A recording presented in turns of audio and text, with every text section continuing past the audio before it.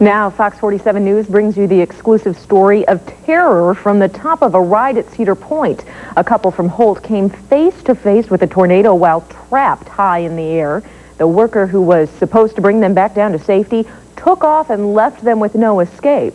Fox 47 reporter Scott Wickersham shows us the twister from the eyes of those locked in its path.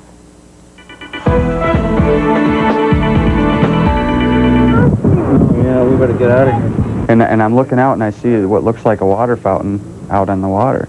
And then all of a sudden I'm seeing things flying and it's just going crazy. And you can see the tail as it comes down and hitting the water. And then all of a sudden it just keeps getting bigger and it was coming right at us. Last Tuesday, 3 funnel clouds ripped past Cedar Point on Lake Erie. Definitely an eerie sight from the ground, but how about 240 feet up?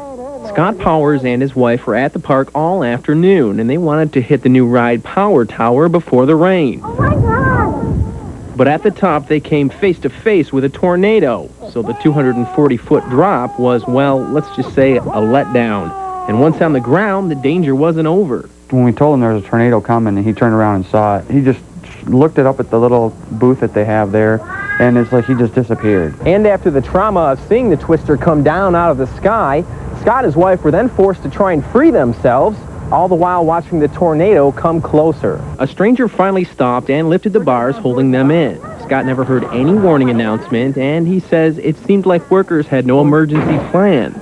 I mean, you could see employees running from the rides. They were just gone. Cedar Point says park workers are trained for emergencies, but they do admit some flaws in the plan. Because of the suddenness of the storm and the strength of the storm, there were some lapses. We're already looking into ways we can improve on those. Scott says he'll go back to Cedar Point as long as the park makes some changes and as long as the forecast shows clear skies. In Holt, Scott Wickersham, Fox 47 News.